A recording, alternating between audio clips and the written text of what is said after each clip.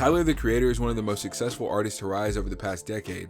He's seen platinum songs, albums, Grammys, producer credits, and even success outside of his music career with his clothing brand Golf, TV shows Loader Squad and the Jellies, and his music festival Camp Flog Gnaw. He's been an inspiration for many young creatives, changing what it means to be an artist, but before his fame and success, he wasn't the most liked or respected artist in the industry. So today we're going back to the beginning and breaking down why Tyler was outcasted by hip-hop for so long. But let's start with controversy. If you're a fan of Tyler, you know that he's a product of character development and maturity, and the old Tyler was nothing like it, so I wanted to go back to his earlier projects Bastard and Goblin. If you've listened to either project, you know from first listen that Tyler's been extremely controversial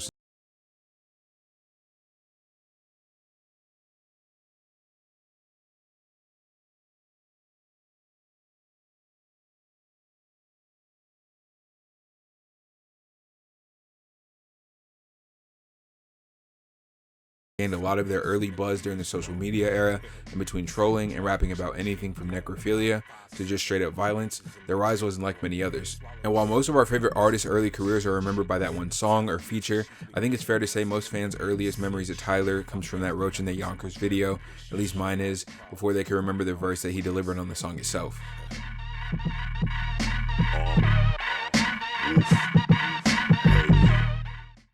And whether it was misogyny, homophobia, dark humor, or whatever else he was finding amusing, his novelty was really interesting because there were two approaches for T or Odd Future during the time. You either understood that it was for gimmick and shock value, or as Tyler said before, and I quote, "You're too old and take life too seriously." And this approach was perfect. And because they were so polarizing and all over the place, it was easy to cause an uproar from whatever they were doing. And some people took a liking to this raw and DIY approach, and it helped build their core fan base. But between that fan base, questionable lyrics, and distance to the industry, this would run Tyler into some problems as his career developed. Fucking Ladera guys, and we can't fucking figure out a fucking intro because these ass niggas can't think of nothing fucking cool.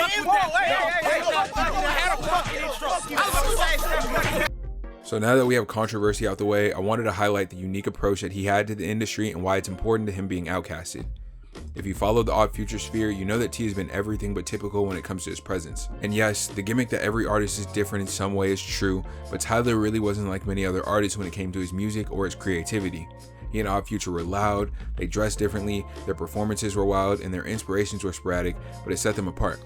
And if I told you Tyler was writing, producing, engineering, and doing everything with his music and pulling inspiration from people like Bill Withers, rest in peace, in his early career, I don't think you'd believe me, but that really was the case. He openly rejected the small box that rappers were put in, not limiting himself to the genre and innovating outside of the textbook realm of hip hop. This allowed him to get away with things like this over the years. Me and Flex looking in the index for buff net niggas just for some hot butt sex. What made you go with that verse?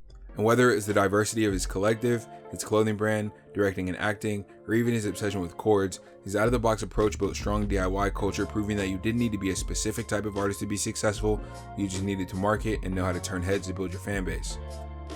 And this worked for him in the long term. He managed to sign deals to get him and his group full creative control of their ideas, and to this day, he's inspired many artists to exist from their own reference points. And I wanted to bring up reference points because I think Tyler had a really good bit about this in his Hot 97 interview from last year, so I'm gonna roll the clip. Your reference point of what's cool could have some pieces of why you thought my performance was cool. Could be some niggas who were super deep in the rap. None of that weirdo shit. None of this fruity agenda shit. I don't be watching movies. I don't do none of that. I peel the banana off like this when I eat it type shit. Who would see my performance and be like, this shit fucking whack. And they're not wrong. They're not, if they think that shit is whack, that's their reference point. But for better or worse, these antics caught the industry's attention, but as I was saying earlier, this approach led to some issues, especially with the people he looked up to and wanted to work with early on. I also wanted to say that the music industry is a business based on image and relationships, and if we're honest, in Tyler's early career, he wasn't brand or industry friendly. And up until around Cherry Bomb, this was consistent for the majority of his career. It would take the likes of hip-hop legends like Pusha T, Kanye, Pharrell, and Lil Wayne to give Tyler the nod of approval, and even then it wouldn't make the biggest difference for the people he wanted to work with. But for Tyler, this is an important bump in the road and pivotal for the next step in his career, in my opinion. And after Odd Future began to go its separate ways, and we approached the end of the Wolf and the Cherry Bomb era, we saw character development. If we look around the era of Wolf and moving into Cherry Bomb, we saw glimpses of this change with songs like Answer from Wolf or Find Your Wings on Cherry Bomb. And around this time, I think he realized shock factor could only last for so long, and that's when we saw a change in Tyler's approach.